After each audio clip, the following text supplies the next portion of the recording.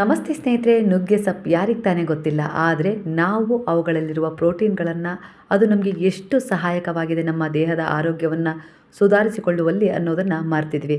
ನಾನು ಅದರಲ್ಲಿ ಎಷ್ಟು ನಮ್ಮ ದೇಹಕ್ಕೆ ಬೇಕಾದ ಪ್ರೋಟೀನ್ಗಳು, ಹಾಗೆ ಬಾಳೆಹಣ್ಣು, ಹಾಲು, ಮೊಟ್ಟೆ, ಮೊಸರು, ಕಿತ್ತಳೆ ಹಣ್ಣು, ಡ್ರೈ ಫ್ರೂಟ್ಸ್ ಆಗಿರ್ಬೋದು, ದಿನನಿತ್ಯ ನಾವು ಏನು ಬಳಸ್ತಾ ಇದ್ದೀವಲ್ವ ಆರೋಗ್ಯ ವೃದ್ಧಿ ಆಗಲಿ ಅಂತ ಹೇಳಿ, ಅದು ಈ ನುಗ್ಗೆ ಸೊಪ್ಪಲ್ಲಿ ಅಷ್ಟು ಬೆನಿಫಿಟ್ಗಳು ನಮಗೆ ಸಿಗ್ತವೆ. ಇನ್ನೂ ಹೆಚ್ಚಿನ ಬೆನಿಫಿಟ್ಗಳು ಇದರಲ್ಲಿ ಇದ್ದಾವೆ. ಅದರ ಒಂದು ಪೋಸ್ಟನ್ನು ನಾನು ಇಲ್ಲಿ ಹಾಕಿದ್ದೀನಿ, ಜೂಮ್ ಮಾಡಿ ನೋಡ್ಕೊಳ್ಳಿ, ಓದ್ಕೊಳ್ಳಿ. ಇಲ್ಲ ಅಂದರೆ ಗೂಗಲಲ್ಲಿ ಸರ್ಚ್ ಮಾಡಿ ತಿಳ್ಕೊಂಡ್ಮೇಲೆ ನಂತರ ಈ ನುಗ್ಗೆ ಸೊಪ್ಪಿನ ಟೀ ಕುಡಿಯೋದನ್ನು ಮರಿಬೇಡಿ. ಈಗಾಗಲೇ ನಮ್ಮ ಅಜ್ಜ ಅಜ್ಜಿ ಅಪ್ಪ ಅಮ್ಮ ಬಳಸ್ತಾ ಇರುವ ಈ ನುಗ್ಗೆ ಸೊಪ್ಪನ್ನು ಮರೆಮಾಚಿ ನಾವೆಲ್ಲೋ ಒಂದು ರೀತಿಯಲ್ಲಿ ಈಗ ನಮ್ಮ ಆರೋಗ್ಯವನ್ನು ಕಳ್ಕೊಳ್ತಾ ಇದ್ದೀವಿ. ಆದರೆ ಫಾರಿನರ್ಸು ಈಗ ನಮ್ಮದೇ ಆದ ಒಂದು ಆಯುರ್ವೇದದ ಈ ಪದ್ಧತಿಯನ್ನು ಅನುಸರಿಸಿ ಆರೋಗ್ಯವನ್ನು ವೃದ್ಧಿ ಮಾಡ್ಕೊಳ್ತಾ ಇದ್ದಾರೆ. ಅಲ್ಲಿಗೆ ಅರ್ಥ ಮಾಡ್ಕೊಳ್ಳಿ, ನಾವೆಷ್ಟು ಅವರನ್ನು ಅನುಕರಣೆ ಮಾಡ್ತಿದ್ದೀವಿ, ಅವರು ಎಷ್ಟು ನಮ್ಮನ್ನು ನಮ್ಮ ಪದ್ಧತಿಗಳನ್ನು ಅನುಕರಣೆ ಮಾಡಿ ಎಷ್ಟು ಚೇತರಿಸ್ಕೊಳ್ತಾ ಇದ್ದಾರೆ ಅಂತೇಳಿ ಅಲ್ಲಿಗೆ ಅರ್ಥ ಮಾಡ್ಕೊಳ್ಳಿ.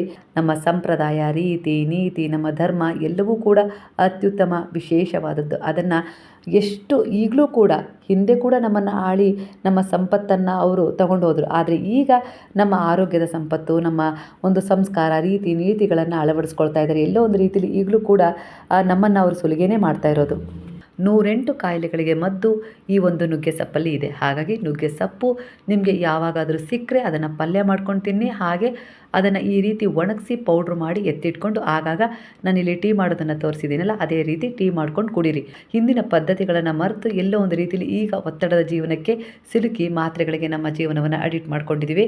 ಹಾಗಾಗಿ ಅದರಿಂದ ಹೊರಗೆ ಬರಬೇಕು ಅಂದರೆ ಮತ್ತೆ ನಾವು ಹಿಂದಿನ ಕಾಲಕ್ಕೆ ಮರಳಬೇಕು. ಆಗಲೇ ನಮ್ಮ ಜೀವನ ಸಮಾಧಾನವಾಗಿ, ಶಾಂತಿಯುತವಾಗಿ, ನೆಮ್ಮದಿಯಾಗಿ ನಾವು ಜೀವಿಸಲಿಕ್ಕೆ ಕಾರಣ ಆಗುತ್ತೆ. ನಮ್ಮ ಆರೋಗ್ಯ ಕೂಡ ವೃದ್ಧಿ ಆಗ್ತಾ ಹೋಗುತ್ತೆ.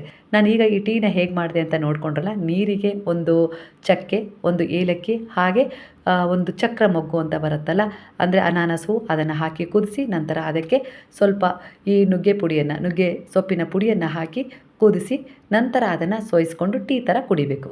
ನಿಮಗೆ ಬೇಕಾದರೆ ಸ್ವಲ್ಪ ಬೆಲ್ಲವನ್ನು ಸೇರಿಸಿ.